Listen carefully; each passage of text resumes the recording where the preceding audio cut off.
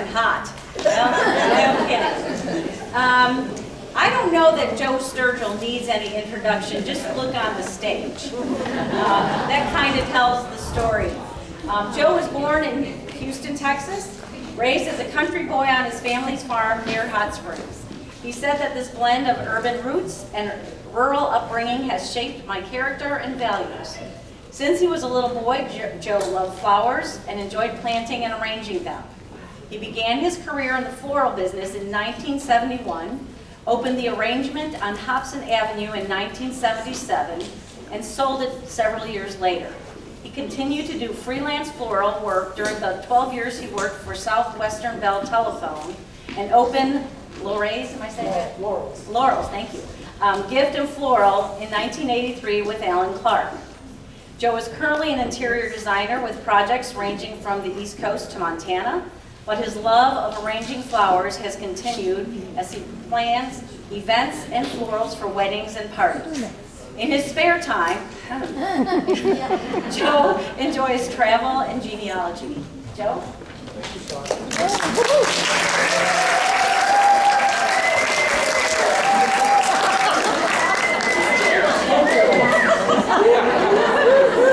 I gotta get a picture of that, okay? I gotta get a picture of that. Hello, everybody. Thank you for having me. Thank you so much for coming. Raise it up. Raise it up. Whatever's easiest.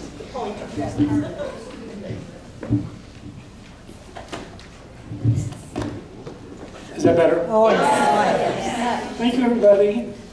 I hope you're not disappointed. It's been a while since I've done one of these things. Anyway, I'm Joe Sturgill. I've been in the floral industry for many years. And then, thank you, Clint. And then in the interior design industry for another many years. Anyway, at this point, my presentation today is grow your own arrangement from garden to vase. And most of the flowers in the slides can be grown in Arkansas. If they're not grown in Arkansas, they can be. And the ones in the arrangements can be grown in Arkansas. They weren't, but my garden is dry. So, anyway. Oops.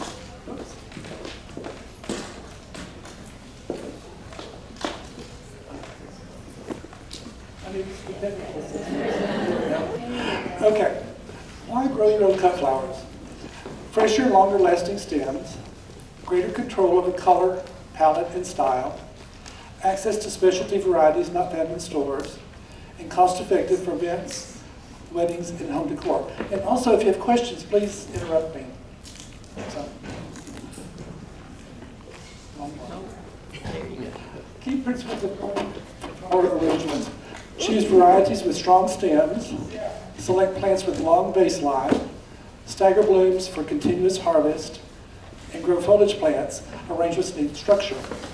And the examples here, the one on the right is a Hogarth curve, which is a very stylized arrangement, which, as you can see, has a lot of greenery in it, which came from the yard. Elaeagnus, I love Elaeagnus.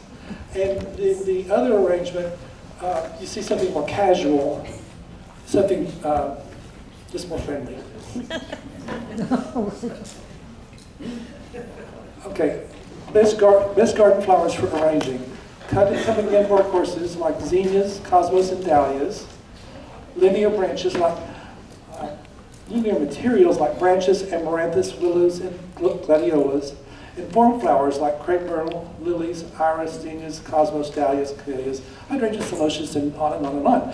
And I wanted to do something with crepe myrtles, but every crepe myrtle I could get a hold of was just past peak and was falling apart. So a few weeks ago, we did a little better.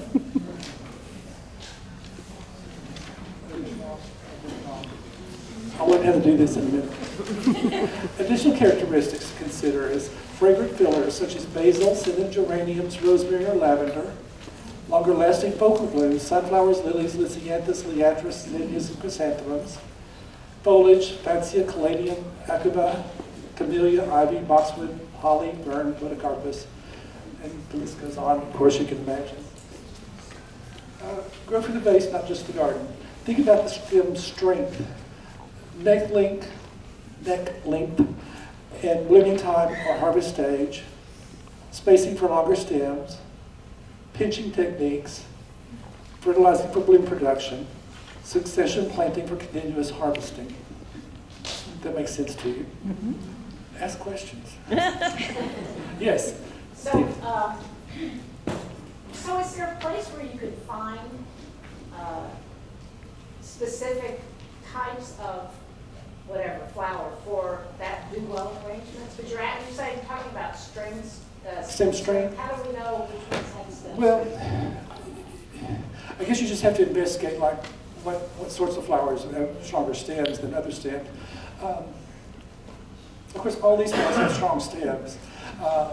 Probably the weakest stem is the grasses, the millet. But you just have to investigate. Millet. So I love Gerber daisies, and you're using some, and I find a lot of times when you go from the forest, they'll have a plastic around it, because sometimes the stem is strong, but right where it attaches to the flower, it gets a little floppy sometimes. Yeah, there's some varieties that have come out in Gerber daisies that are real strong, which don't require that sleeve. So you would try to order seeds from a place that sells that variety? Right, if you can find that, yeah. I'm not sure that's available to consumers yet.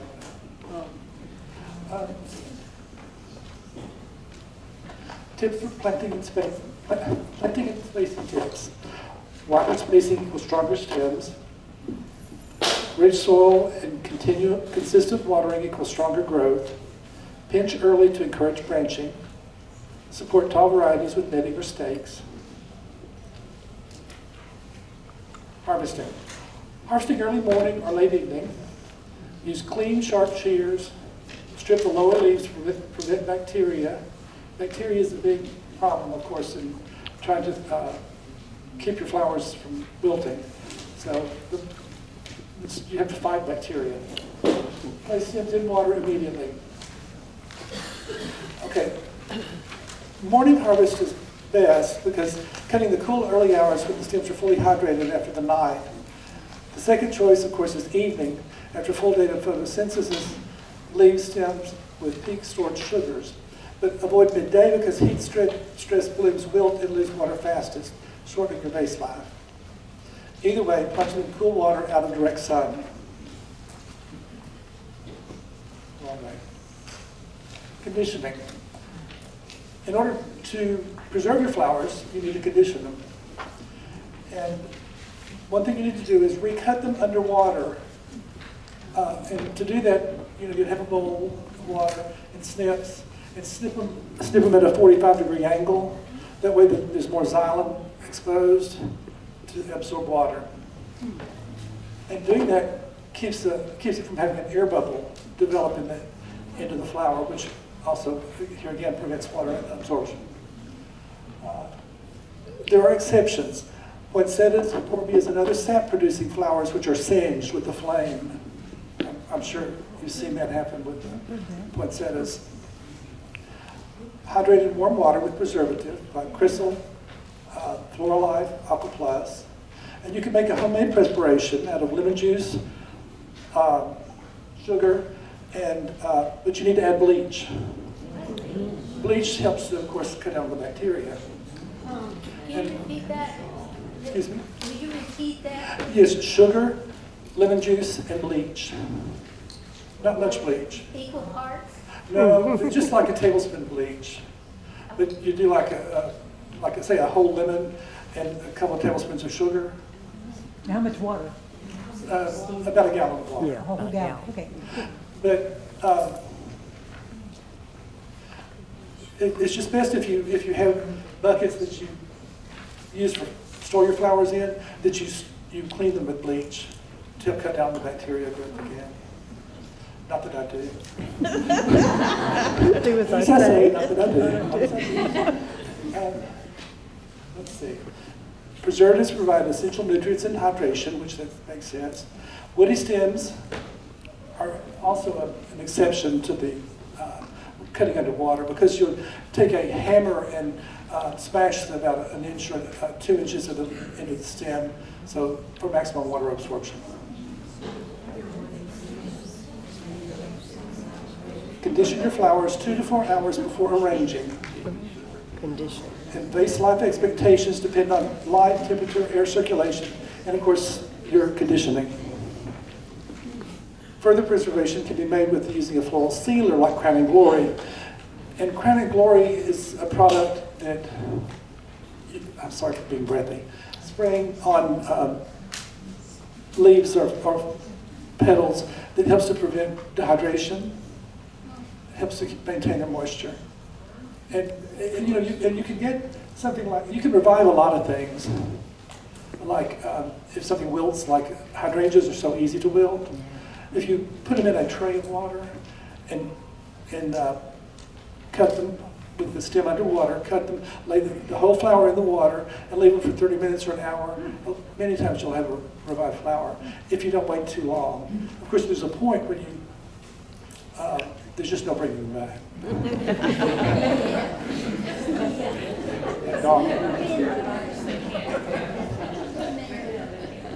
Okay, I'm going to show you some examples of arrangements. This one is lilies, alstroemeria, hydrangeas, and elaeagnus. And like I said, I love elaeagnus. Can you see these? Yep. Okay. This is an arrangement done for a celebration of life with lilies, gladiolas, aromaris, roses, hydrangeas, with bread and fruit on the table. And this is the same party, individual tables. And you notice the glass chargers? They're clear, but I took a carnation and took the center out, the little pod, seam pod out, and flattened it. So there was a colorful floral addition under the charger. Spring brunch with tulips and daffodils. It's pretty simple. Simple summer dinner with golden rain tree and daylilies. Dinner party with features liatris, caladiums, stock, asters, limelight hydrangeas. And this is another small piece of that same table setting that has homegrown dahlias added to it. My dahlias didn't do very well this year. I think the lady that's helping me over fertilized and put too much nitrogen in them, and they didn't bloom as well. Another side to that arrangement shows the addition of the begonia leaves, which I like because of the contrast, the dark and the shape. It's hard to see. I see it down You see it? In the middle. In the middle. In the middle. In the see middle the of shape. the arrangement. Easter brunch with hydrangeas and roses. Summer brunch with begonia, tangerines, and grapes. Summer arrangement of delphinium, daisies, hydrangeas, and roses. Calla lilies and a red rose. I have an overhead view of this, and I'm sorry I didn't get it on the screen because it was on a low cocktail table at a party, and it was very stunning to look at it from above more than it is from the side, but didn't make it in. Fall dinner party featuring nandinas, sunflowers, and birch. And there was quite when I practiced this with Shar, there was quite a discussion about nandinas. They're vain, but I really like them a lot because the berries dry very well and last years. They're invasive. An arrangement of alstroemeria, pyracanthus, and tangerines. Sunflowers and gourds and painted pumpkins. And this is natural gourds and pumpkins with hickory leaves. And there's a berry vine, and I don't know what it is. It grows wild, and it grew along the fence. Yes? Joe, question. When you put the fruit in with the arrangement, are you using some sort of preservative on the food also, or not really? Not usually, I don't. Okay.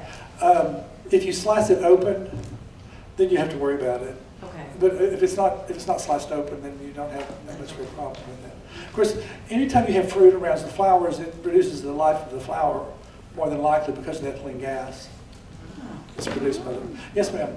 Do you just use like a skewer to keep the fruit in there, or how do you keep the fruit in the arrangement? Usually, I just nestled it in, but there's an arrangement you'll see in a minute that I had to wire and pick it. So you'll see in a minute. Gerbers and tulips and alstroemeria. Roses and hypericum, ivy. Reflex rose petals and Gerber daisies. Simple arrangement of caladiums and begonias. I really love all the colorful foliages. A fall arrangement of pottery pieces. It has dried nandina and fresh nandina. Yes. A rather formal dinner that has white mums and green grapes and bosked pears, kind of a golden pear. And they're just laid in. They're not punctured. Yes? I have a question. So if you have something in a vase, how often do you change the water? Theoretically, you should change it every 2 or 3 days. I don't. But to get maximum life out of it, change the water and recut the stem. Recut them under water. City water? City water? City water. City water will work? Use That's what you got. I got wells. Doesn't matter.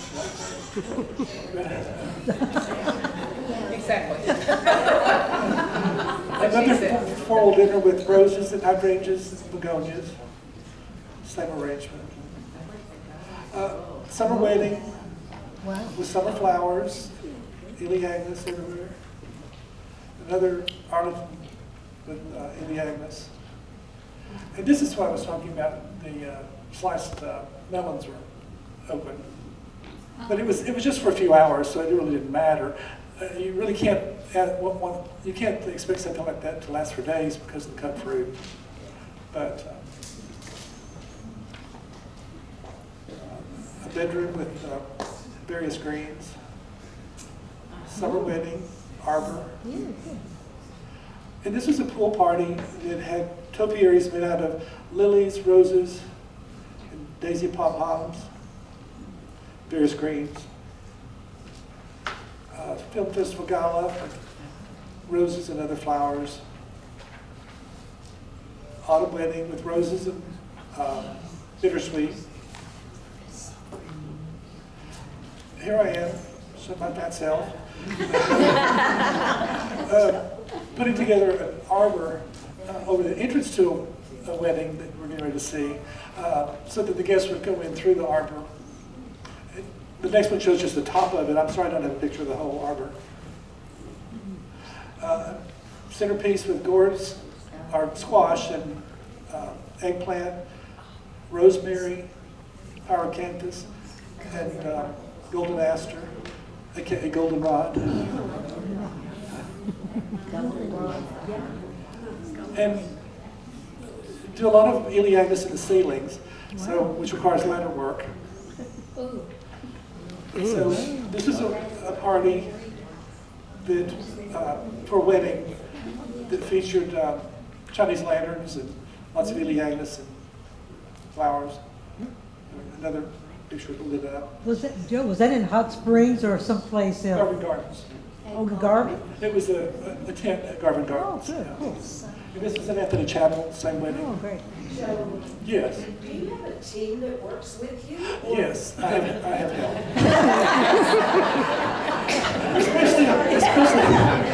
especially at my age. I don't get on the ladder anymore.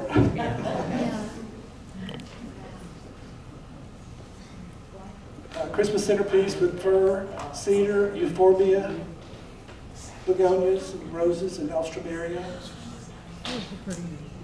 A different arrangement with using the same flowers.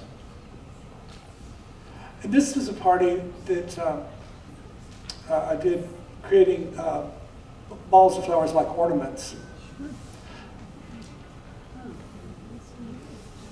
And funeral work. I like funeral work. They can't complain. It gives you a lot of freedom and creativity. Did I say I love Iliagnus? Anyway, thank you. That's it.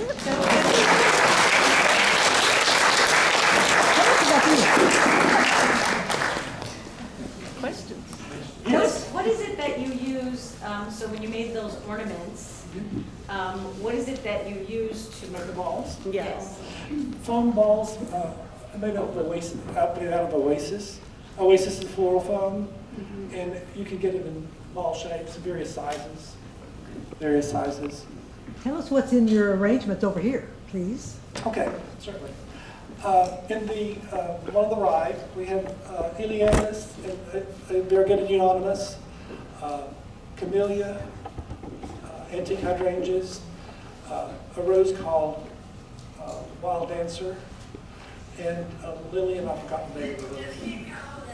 And in the other arrangement, we have lilies, millet, caladiums, Helianthus, and then a different kind of hydrangea, roses, gerbers, and larkspur. Very nice. They're beautiful. Yes, ma'am. How do you get started making an arrangement? How do you get started making an arrangement? Well, of course, you need to consider the location that you're going to display the arrangement, then the occasion, of course, and then find a suitable vase and style. That could be a whole other program. Yes, ma'am. I'm getting ready to probably lift my caladiums from my garden, and everything else is burned up. So, what would you do with just? I have the moonlight, the white one, and then the pink centers with the green around it. So, I forgot the name. But what would you do with something like that? I'm going to cut. I guess since I'm lifting the bulb, I can use it. Cut the flower, cut the leaves, and if you got Crown and Glory or some other sort of sealer like that, it would make them last a lot longer. Spray the bulb. No, spray the leaves. Spray the leaves. You're talking about leaving The store, right? You're talking about storing the bulbs or the leaves? Yeah, I'm going to store the bulbs, Well, but I'm going to cut the leaves for, I guess, an arrangement. Right. So what kind of arrangement would you just put them in a vase or what? They're easy to do, just a vase of caladiums, and you saw one with caladiums and begonias, something like that. It's just real easy to do. Roses. Any other questions? Yes, ma'am. Is that Pussy Willow over there? It is. It's Pussy Willow. I didn't use any of the arrangements, but I need 6-foot Pussy Willow. Where do you get it? I can order it. Huh? I can order it. Okay. There you go. I haven't seen it grown here. Pussy Willow grows here, but I've not seen it for sale, except for Right, mine's like 50 years old that I've got, so I time never to replace it. Yeah. Yes, sir. Is it grown in South America or anything, or do we have a lot of Pussy Willow? flowers? Oh, the flowers? Most of these are probably grown in California. The roses may have come from Ecuador. A lot of flowers come from South America, of course. But like I said, everything here represents something that can be grown in Arkansas. Or in a pot. Arkansas. Yes, ma'am. How do you prevent, with those lilies, how do you prevent all the Yellow orange stuff? orange stuff. Yeah. It's best to take the pollen pieces out with your fingers, or gloved finger preferably, because you get it all over your hands, you can't get it off. Except Just with, get it off before you start arranging? yes, because it helps to prevent helps the flowers last longer to remove it. But I think that you can clean it off your hands pretty well with lotion. Helps to clean it off. Another question? Oh, yes, ma'am. So the lilies, when they're growing, if we remove the yellow while they're still growing, will that help them grow longer? It would last longer, Okay. but if you want to do that, yeah. But certainly inside the house. Of course, you really don't want to get that on your clothes. Well, I understand. I've got several. It ruins your clothes. Yeah. Anybody else? All right. Oh, yes, ma'am. I'm thinking of a dinner party in September. Can you help me out? Certainly. Thank you all. Thank you, Joe.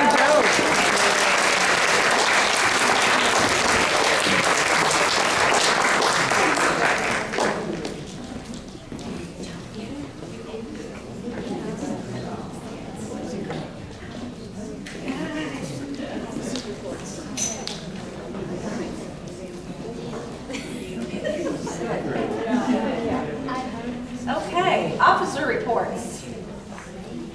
This screen. Becky.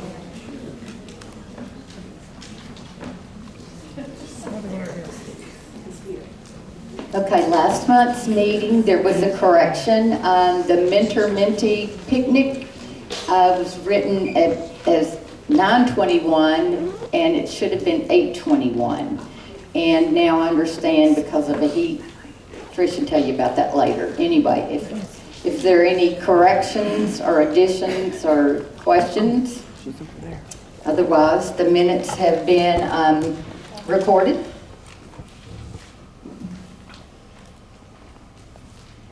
Okay. Finances. Okay, so the, okay, Sorry. so the cash report went out via email. So there's been some questions about where's the other reports? So to clear all transparency issues here, Pam messed up the spreadsheet. And if you've ever worked with Excel, once you mess one little thing up, it messes everything up. So still working on that, but I didn't want to send out a report that was inaccurate. So that's how it started. We're working on fixing that, and we will get it fixed. However, the important thing is the cash report is correct as far as the monies. So currently we have $56,145.01. And so remembering that is to go with, as part of our budget, that is our budget for next year, not that amount. We still have expenditures that will be coming out, but that's the majority of that is what we got in the plant sale, which will be the basis for our budget for next year. The other thing was with the annual survey, there was a comment requested, and I've heard it before, about the reimbursement process. I am working on that, trying to streamline that as well as stay within the guidelines from the university. So over the next few months, I've got to get some more information about what we can and can't do. But just know that that is recognized, and we're working on refining that process. Any questions? Okay. Thanks, Pam. Projects and committees, me. So I'm going to cover off a little bit later on the agenda the project needs for 2027. But again, as mentioned in the survey, there was a comment about having first years stepping up and taking on projects. Well, I'm happy to say that in 2027, we have 3 first years who are stepping up to either chair or assist on projects. So this class is awesome. And then a special, real quick, there was a group who got together, I don't know if you saw it, I hope you did, that wrote the letters to the Quorum Court on behalf of Master Gardeners. They did a phenomenal job, spent a lot of time and energy. Sheila McClarty, Marianne Boyer, B. Cheeseman, Walter Rogers, Kathy Weaver, and Gail McClure. Thank you for doing all of that. Appreciate it. All right, second VP, Annette.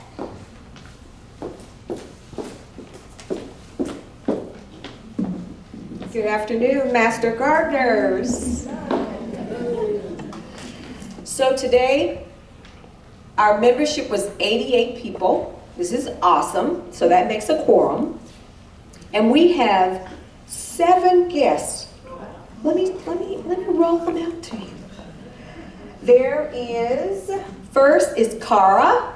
Cara, will you stand? Thank you. There is Lisa. Is Lisa here? There's Lisa. There's Virginia. Visiting. There's Alan. Hey, Alan. There's Susan. No Susan? Did he go? Okay. Lori. No, Lori's here. Yes. Adrian. Miss Adrian is here today. And Mr. Jimmy. Is Jimmy in? Jimmy. Thank you all for coming to our meeting today. Now for the month of July, our hours reports as follows.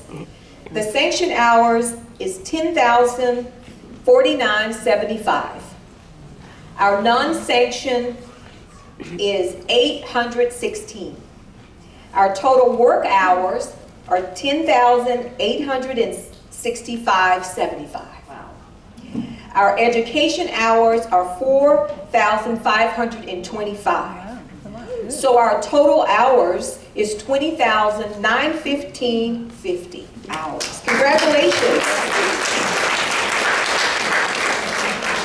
Okay, so this actually, our dedication and our services to our community, I want to say 72% of active master gardeners have met their education requirement hours. And about 10% of the master gardeners are close to meeting those hours. Keep moving forward.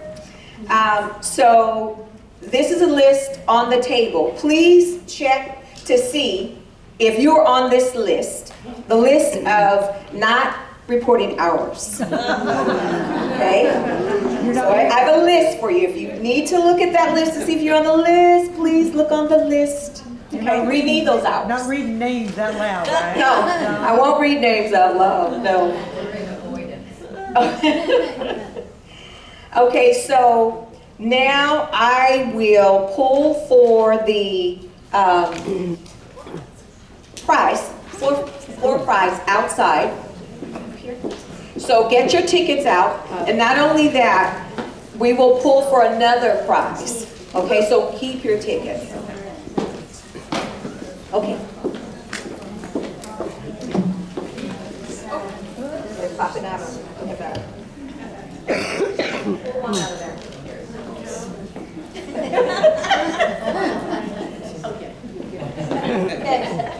Here we go.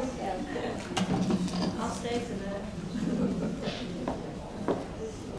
216-13-533.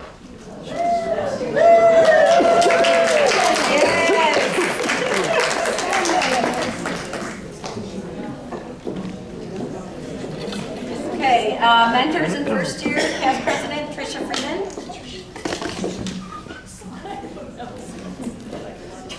Well, we had a wonderful cookout planned for August 10th, but it was too hot.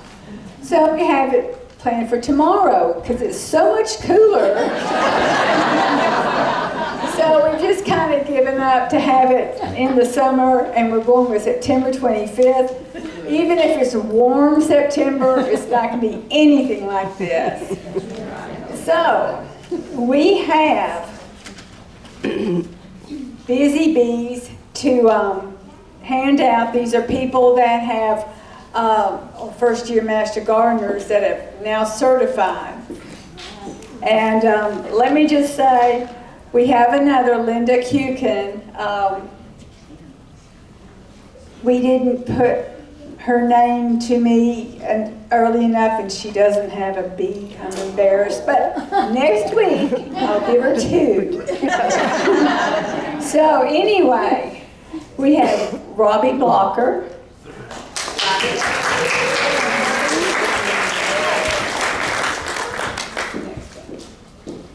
Scott Griffin,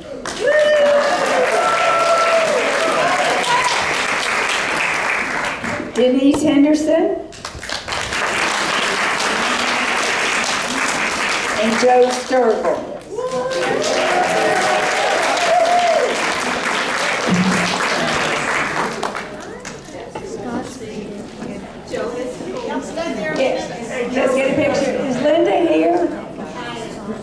Come on over. Boys. The boys keep the guys. Take care of the boys. It's getting to be in, there's two without B. Okay, here we go. Here, nice. Very good.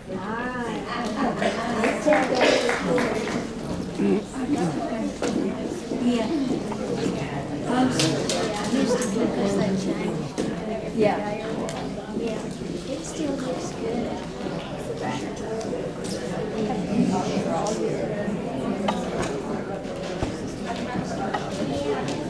Okay, Trish, you done?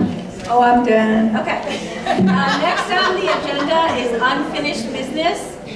We have the thank you videos from the scholarship winners from last month.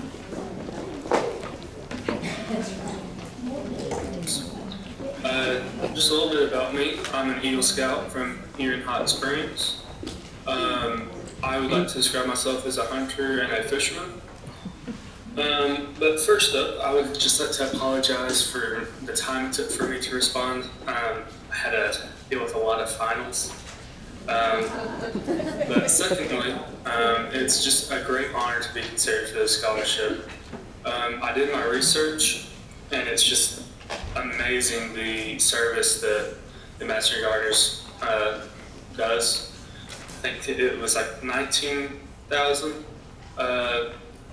service hours combined, so I think that's just incredible.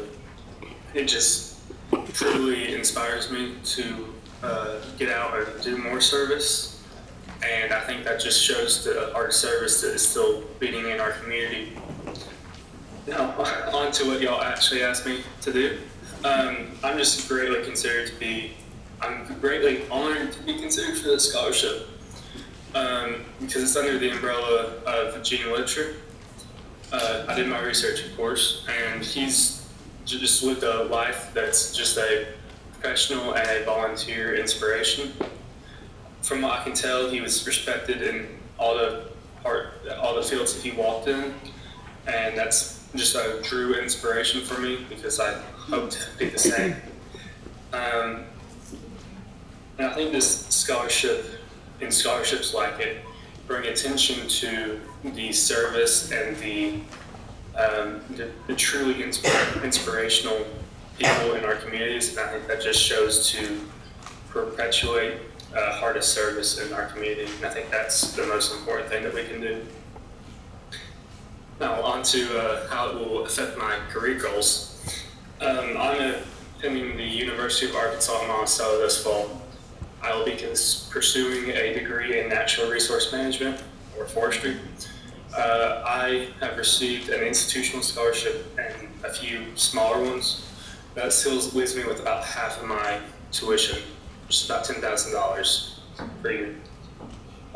My goal, which is a fool's errand, is to go through college with as little debt or borrowing as I can. And this is just so I don't have to make student loans as I go throughout my early career.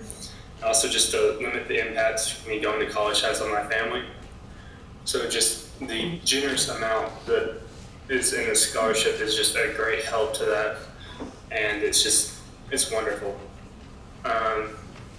So once again, I would like to truly thank the Gene Literature Scholarship Committee for this nomination of the Master Gardener Scholarship. Thank you.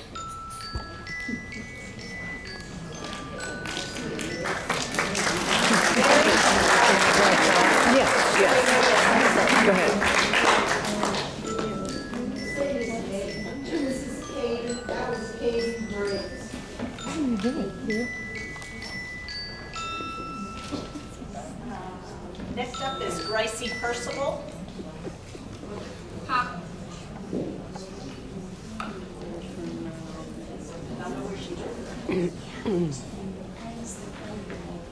Hi, I'm Gracie Percival, and I wanted to start off by saying thank you for this opportunity and thank you for the support of my school.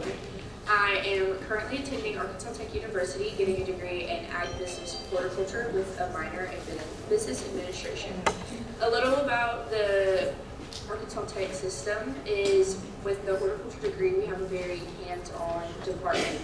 I'm taking multiple classes next semester where I will actually be managing and running our greenhouses and doing our fall plant sale. So we just finished our annual spring plant sale, so I was going to show you some of the things that I had done while I was up there. So first off, I propagated this lemon balm. We started with seeds, put them in trays, we used an automatic seeder, we did hand seeding, we learned about all of those concepts. We tested different types of media and different rates of watering to see what worked best for each thing. And then we transferred them to pots, and we got to keep some for ourselves, but we also sold it at our plant sale. It did pretty good. Another thing that we propagated this year was wandering juice. This is actually our parent plant that we use to propagate, so it's a little fuzzy looking because it's been around for a long time and it's a lot more full than what we sold. But we got to learn how we can, take clippings of a plant and plant those and then make more. We also had the opportunity to dissect some wandering Jews to look at the root systems and understand about shoot and fibrous roots and how that helps in the growing process. So this scholarship gives me the opportunity to learn more things like this and allows me to have the hands-on experience that I'll need to be able to perform in this industry in the real world. I would also like to mention that I have an internship this summer with Garden Gardens. My interest in horticulture helped me secure that internship, and I'm very excited to learn more this summer and get a lot more hands-on experience. I also am under the understanding that y'all have a garden out there and you just won a really cool award for it, so I hope to see y'all out there and I hope to learn so much from you if I do have the opportunity to work with you. And come out and see us. Yeah, thank you so much.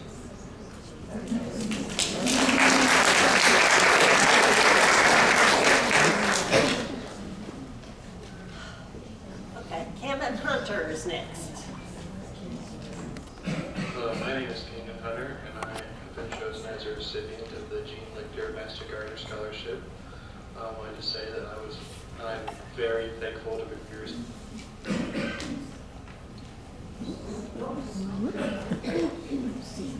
Was that all of that one? Okay. Imari? How do you say her last name? It's the last one.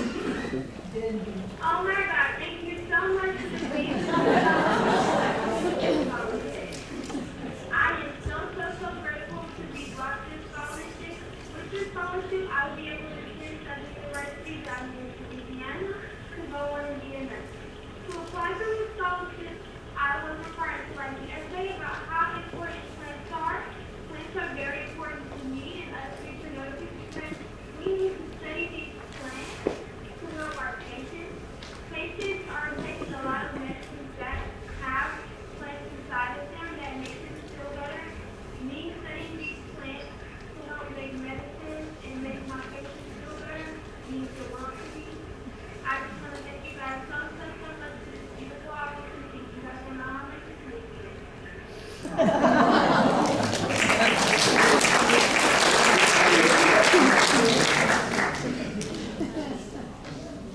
right, the next item under unfinished business is the annual survey results. Patricia?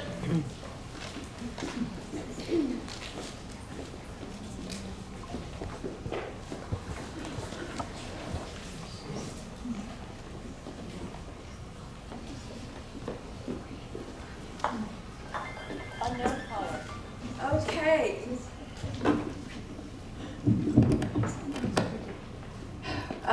We do this survey every year to find out what y'all are interested in, and it helps us plan for the next year and also to kind of tweak things to make it better for y'all. This year there were 61 responses. Last year we had 104, which teaches us that Master Gardeners need reminders. We did not do that this year. So I'm going to just zip through some of them and have comments for all or others. So the first question was, what are your preferred working opportunities? It's basically the same every year.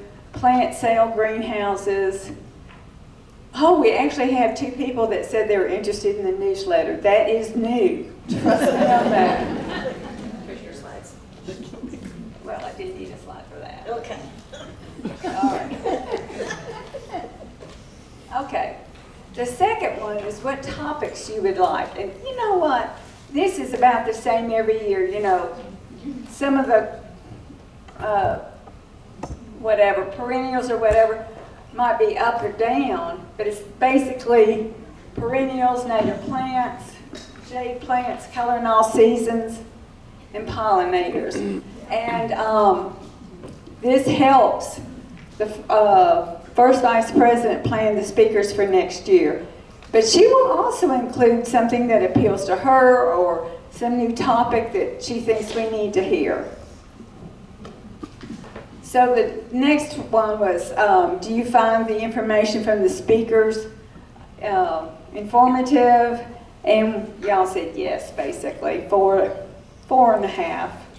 And what about the monthly meetings? We said guest speakers, business, announcements, and we basically got 4 and 5s. A lot of 1s, or some 1s and 2s on officer reports. How could you?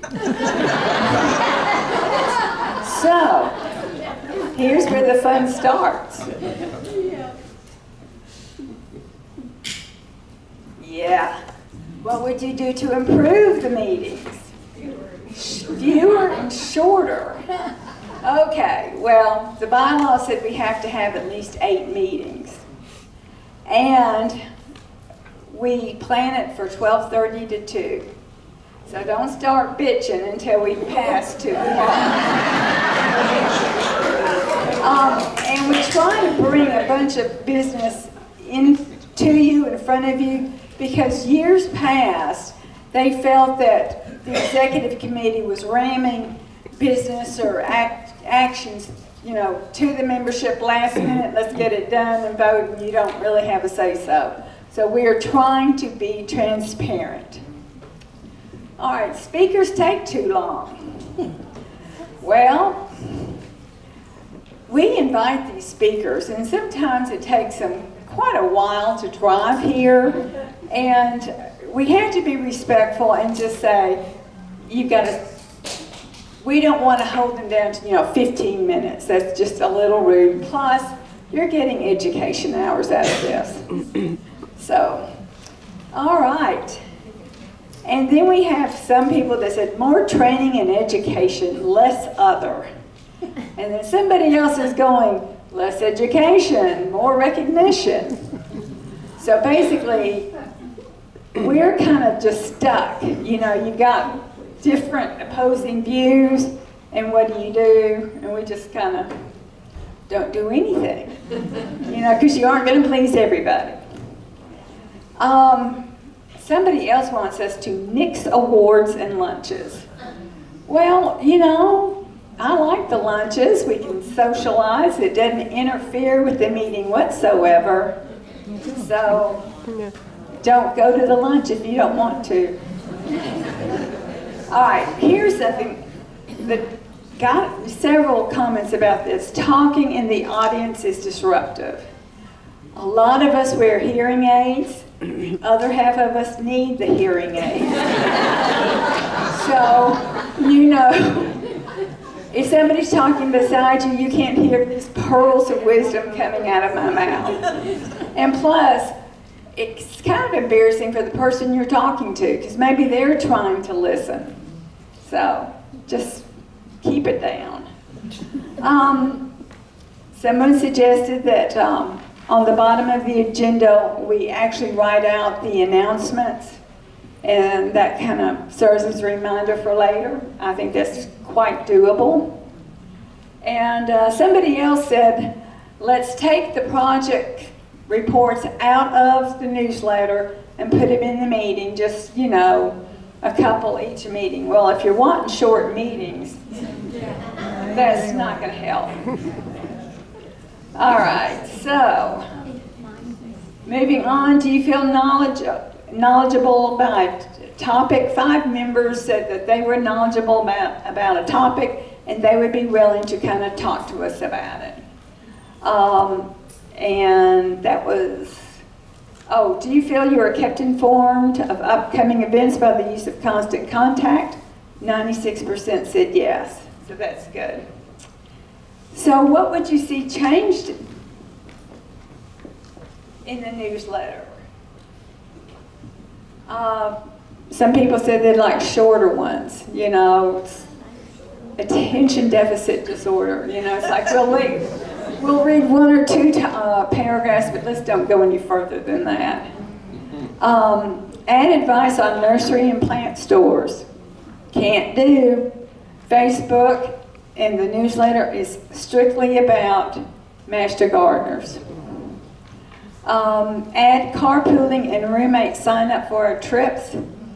I think that would be helpful. You know, we got a bunch of people going to conference or P&G, and somebody might want a ride or a roommate or whatever. I think that's doable. And include ongoing plant and seed exchange among members. Excellent. Who wants to be in charge? Okay, and attach the monthly project calendar to the end of the newsletter. Well, we already have it in the committee handbook and the roster. So, next one, what other social media platforms do you use? By far, Facebook. What is your favorite way to receive communications? 83% said email. We are a demon for email.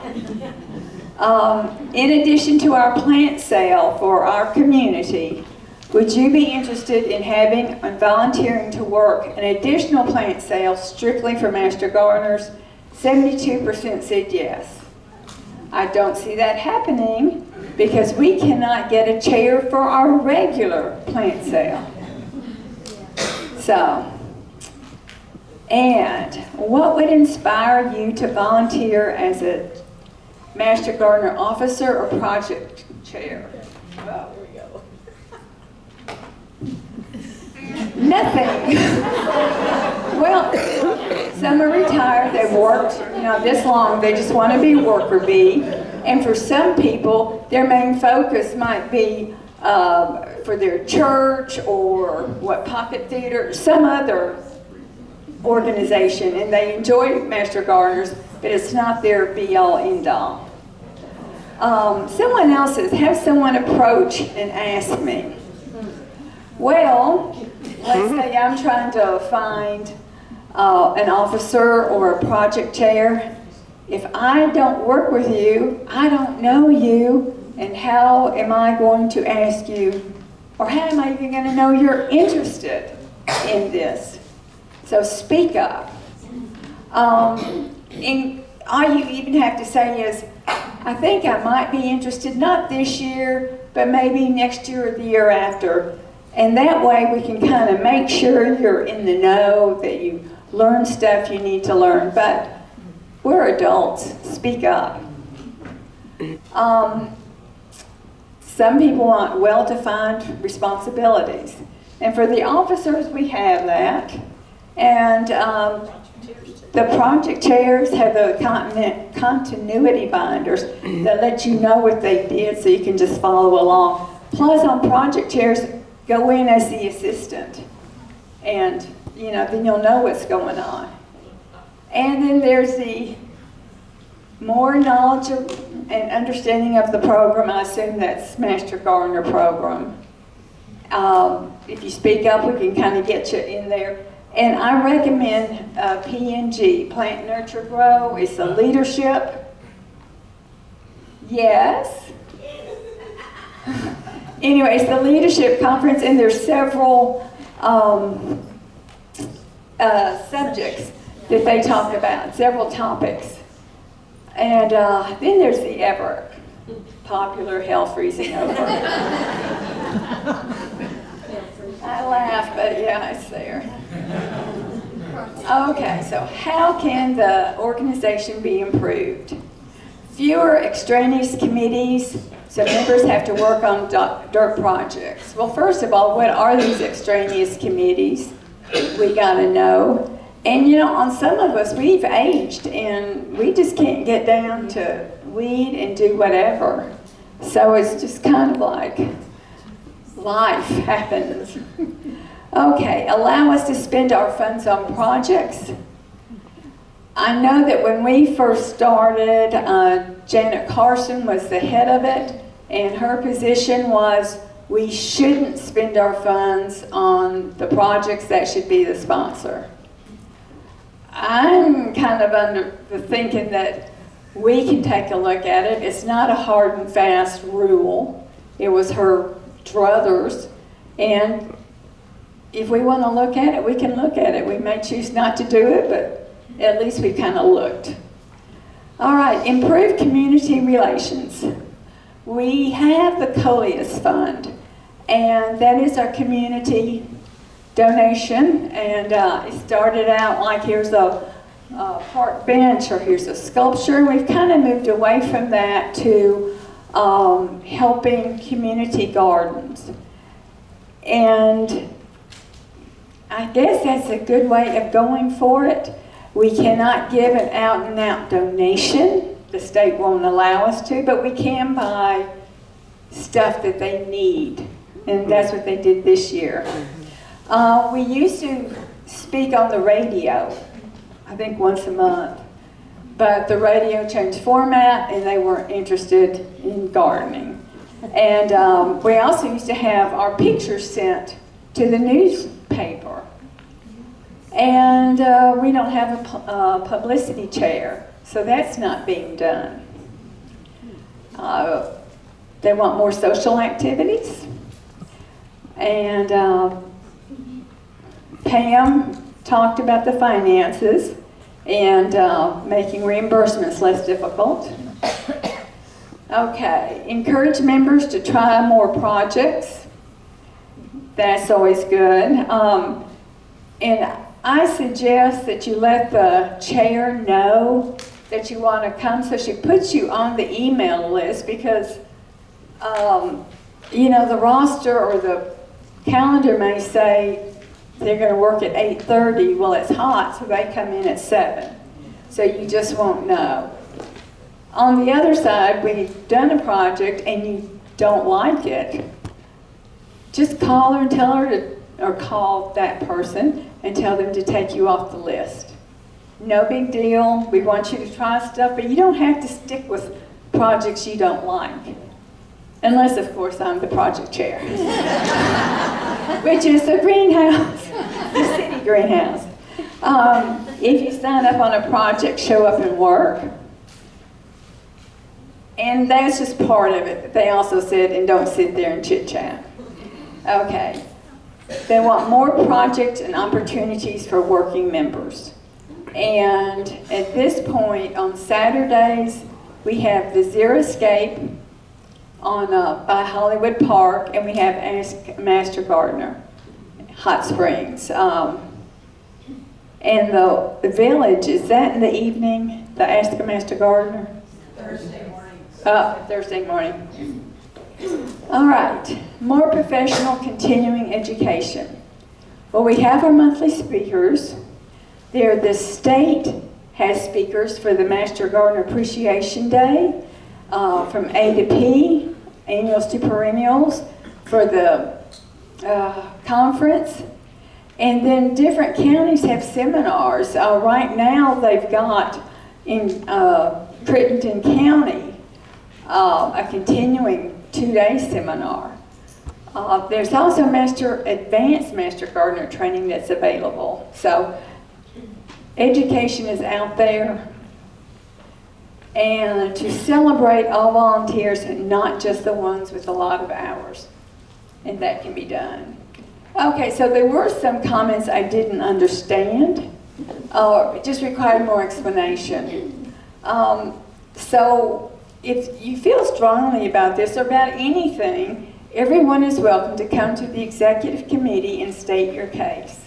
Just let Sherry know or Shar, and you are welcome to come to the executive committee.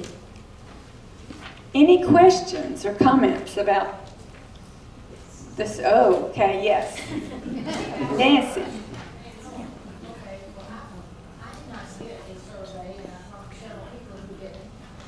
It went, do you mean you didn't get it to fill in?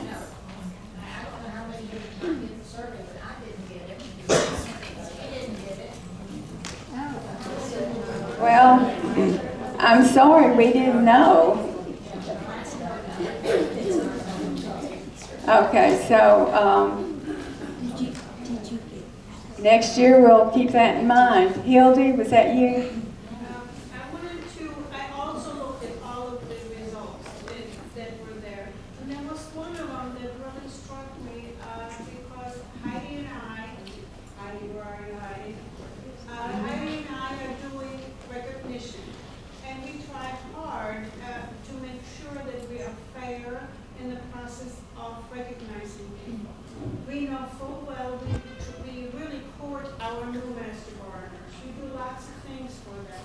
We also do things for the seasoned life members. You know, when they're giving out rewards for work and for education. I kind of agree. We want to make sure that we cover everybody and give everybody the feeling that we want to really do everything we can for them. So that person, the one person I think it was, who made that comment, if that person would let me know what we can do. Heidi and I, we will always try to find things to make you all know how appreciated you are. And we don't want to miss the great masses in between. We don't want to just get the new ones and the old ones. We want to get all of them. So whoever has ideas as far as making you feel appreciated, we would. Heidi and I would appreciate it. And we have a B&G meeting coming up in a couple of weeks where we have to talk about it. And actually, I'm going to be giving that lovely If I can say the master gardeners in Garland County want this, and this, and we're doing it, I would feel absolutely wonderful. Just a note about P&G, that anyone who goes to P&G for the first time, their registration fee will be reimbursed. Any questions? Okay. No, she's still. Oh, any questions? Yes, sure. Thanks a lot. No, comments on speakers as well. As Tricia mentioned, getting a speaker for 30 minutes is a little bit of a challenge, especially if you want speakers from other states or towns. The comment was made that a lot of the subject matter is repeated, like, you know, we have Know What to Grow, we have Hospital Shade Plant Society, we have, so, you know, I think Joe Sturgill's doing a presentation. But again, we're very limited on the subject matter and the speakers that we can obtain due to budget constraints and time constraints. You're not going to get a guy from, you know, Dr. Cooper from Memphis to come and speak to us for 30 minutes, even for an hour, because we're paying for his travel, his hotel. Some of the speakers require us to pay for their families to come as well. So just know that we reach out to a lot of different areas, entities to obtain speakers. And if you know of anybody, if you know subject matter experts like Joe Sturgill, speak up. And if you're willing to do, Tricia's got 5 people who said they have subjects that they're willing to talk to us about. We love having Master Gardeners speak to us because of your knowledge. So that's just one thing. And then on community relations, it's not just, it's more about who's your sponsor. If you're a project chair or your project, you should have a relationship with your sponsor. Whether it's the courthouse, whether it's Garvin, whether it's the farmer's market, the city, the Quorum Court, Garvin Woodland Gardens, you need to have relationships with those people, because that's really, I don't want to say who you're working for because we're volunteers, but we need them as much as they need us. So keep that in mind. That's it. Karen. On Char's note, I wanted to put it in the survey, but I didn't really know how to go about it. I started a long time ago. I started working towards my advanced Master Gardener hours, and I just want to say we have so much knowledge in this room, experts about, you know, on different things.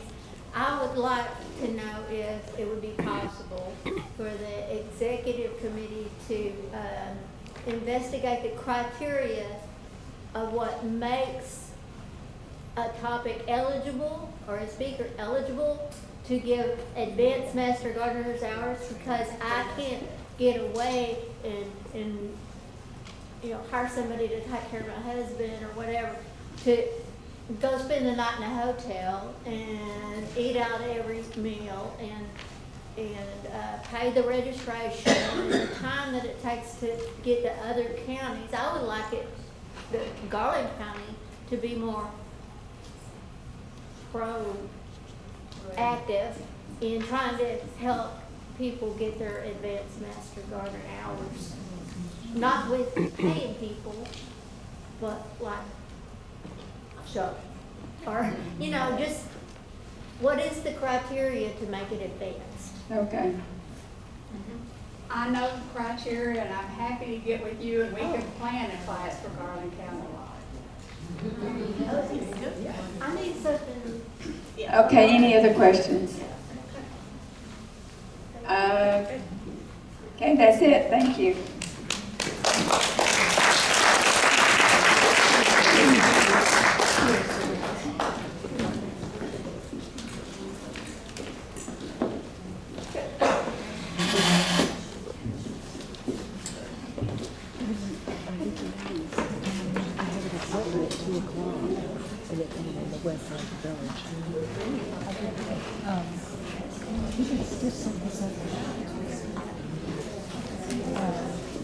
Because you're getting the speaker and the screen right there. So away from the board. Okay. Yeah, so we'll just leave it there. Okay, we'll make this pretty quick, but to whoever submitted to the survey that you'd like to be approached about leadership positions, well, if you're here, here we are. So for 2027, project leadership needs. And this goes back to I would love to have a plant sale for just Master Gardeners, but folks, the main plant sale we have and drives everything in our budget, we need a coordinator, someone to chair the exhibitor vendors, we need someone to do pricing, and we need someone to do the plant sale building itself. So if you really want to have that additional plant sale, we need to fill the regular plant sale first. That's bottom line. Hot Springs Village Yard of the Month, they need both a chair and an assistant. Entergy Park, an assistant. Scott Griffin is going to be the chair. County Fair needs an assistant for I'm talking about 2027. Ask Master Gardener, assistant, Hot Springs. Know It to Grow It, assistant. And the Detention Center Learning Greenhouse, we know it's kind of up in the air, but we still need people that are willing to, in the future, step up. Right, Linda? We got something going. Got something going. Okay. And then just an FYI, because these were projects that I had previously had as needs. Southern Inspiration Garden, chair is going to be Gail McClure, and assistant, Mary Ann Boyer. Entergy Park, as I mentioned, Scott Griffin. He needs an assistant. Langston Alumni Legacy Garden, James Moore and Dana Taylor have stepped up. And GEMS, Ann Butcher and Cindy Freeberg have stepped up. So we're doing pretty good. I think that's all I had. Thank you.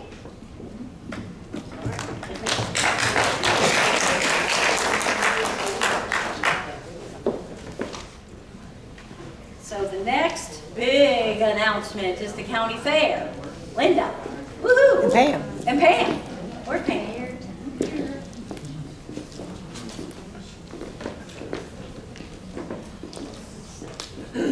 Okay, county fair's coming up. Is everybody growing tomatoes, cucumbers to enter? String beans. We've had nuts. We've had eggs. What else do we get entries on? Seeds. Seeds, yeah, seeds, okay. Flowers and arrangements. One little bud in a vase will work. Somebody sent a message I saw that they had trouble finding requirements or guidelines in the county. I have them written down here. Guidelines. There was something somewhere, okay? So anyway, there's lots of opportunities. So you win ribbons and you might win a couple bucks. So I have some pictures to stimulate you.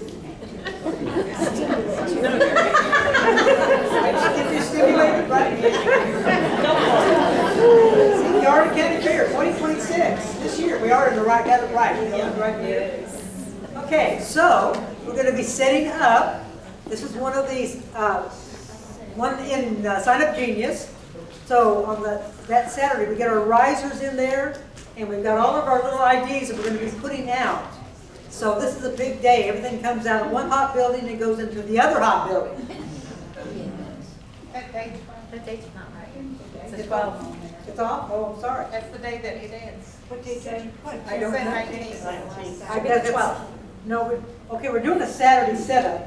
Oh, it's the 12th. But it's the other Saturday. Okay, 12. All right, so you'll see that. Okay, so in Sign Up Genius, this is the first, your first opportunity to put in some hours. This is when we set up, get everything into the building. But isn't it the 14th, what day? 12. 12. This is the 12. The previous Saturday, okay? Yeah. All right, then, Sunday, she's doing something else with the kiddos for their entries, but on Monday, this is a big day because we take the entries for the adults and the youths. So, and it's open all days. There's Dwight, he's talking to somebody, and I see Mary in the background over here filling out the forms for them. A lot of entries. So adults and youth. So This is what we want to see. so on Monday, when people are coming in, we need runners that will take whatever they're entering, come down and find a place for them on the risers, okay, for public display. Then on Tuesday morning, our judges will come down. Last year it was from Saline County. We've reached out to them to come again. They're going to look at every one of those entries and decide about them, all right? Last year, the little gal, she had a little bitty pumpkin about this big, and when the best in showed, she got a ribbon that was much bigger than her pumpkin. She was about this tall. She was a itty bitty little gal, okay? And then somebody had a big begonia with lots of blooms, and they won for the adults for best in show. Kids Corner, that's another activity for the kiddos, keep them busy. Last year they had little plants for them to plant up. This year it's going to be something different. But we always have a big activity for all the kids that come through the building.